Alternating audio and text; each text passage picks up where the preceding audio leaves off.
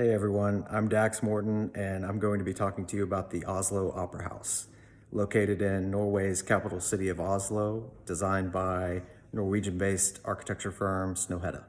So I hope you enjoy and look forward to hearing your feedback.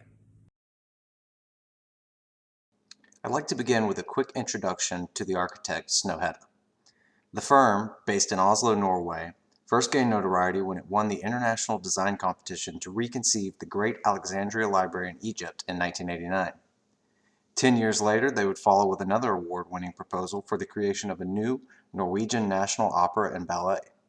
As Snøhetta describes it, the primary factors that drive their process include the union of architecture and landscape and human interaction within space. So now that you know the who, let's take a further look at the what. In this case, the Oslo Opera House, or more appropriately, the Norwegian National Opera and Ballet.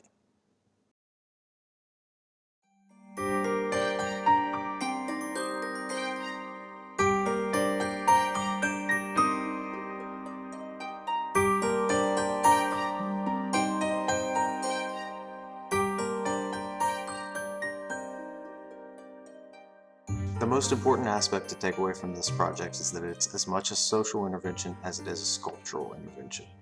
From the cues it takes from the surrounding landscape, the building creates a landscape of its own and provides immense public space in an area that has lacked such a thing for some time. So starting with the history of the project and the site. In 1999, the Norwegian Parliament determined the opera should be rebuilt and relocated to Oslo. The opera bill was passed, the site in Oslo here on the harbor was selected, and an open design competition was announced drawing in hundreds of submissions. Primary goals for the project included 1. To repay the Norwegian citizens for their investment in this new opera house with artistic experiences, both from the functions of the building and the building itself. And 2. To ignite the redevelopment of this historic harbor area, once a bustling place now in decay. The international jury eventually selected Snøhetta's design based on 3 concepts: the wave wall, the factory, and the carpet. The project began in 2003, and the Opera House was completed in 2008. Now let's take a deeper look into these concepts, starting with first the wave wall. So this was derived from the fact that the site is on the harbor, the threshold between the city and the rest of the world, between the water and land, between life and art. This threshold is defined by a wall where the public meet art. Next, the factory. This was based on the proposal to keep the Opera House's production facilities self-contained yet flexible within the larger space, creating a functional program that can adapt to the end user's often changing needs. And last, we have the carpet. To address the brief's request of monumentality, Snøhetta's goal was togetherness, access, and joint ownership for the site that was in fact partially owned by the public. To achieve this, the building incorporates massive horizontal slope surfaces leading from sea level all the way to the top of the building, a horizontal monumentality opposed to a vertical one. Now, each of these 3 concepts is physically defined by a different material. The wave wall, in its organic shape, is fully clad in timber. The white oak walls warm the interior space and allow for the curving walls while providing acoustic separation to the spaces within. The factory is clad in metal panels based on both practicality and historical association. And the carpet, with a surface area of nearly 200,000 square feet, is composed of white Italian marble.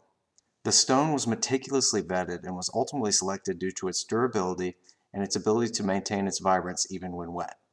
This material creates a monolithic sloped white form, synonymous with both an iceberg peeking up out of the water and the windless terrain of Norway's mountain slopes. A fourth material of equal importance, yet less expression, is the glass. The glass facade that encloses the wave wall is nearly 50 feet high and relies on thickened glass fins for structural support to maintain its transparency. At night, the interior lights up as a beacon to the city.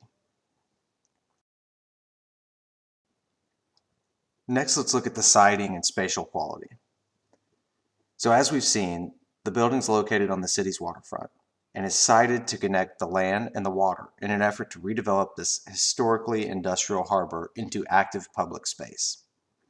Spatially, the public plaza space to the west leads to the public foyer, a keyless space open to the public 24/7. Service functions surround the foyer, while portals lead to the two main auditorium spaces, the building's primary functions. The private back-of-house functions of the factory are located on the eastern side. Here, over 1,000 rooms of varied size and function accommodate 600 people of over 50 different professions, ranging from blacksmith to flautist. Street-level glazing reveals interior workshops, attracting even those not specifically interested in orchestra or ballet, while cafes and gift shops draw the public towards the waterfront. The Opera House has become, as intended, a driving factor for tourism in the area, drawing well over 1 million people a year since its opening, including my cousin Samantha, who visited all the way from Texas.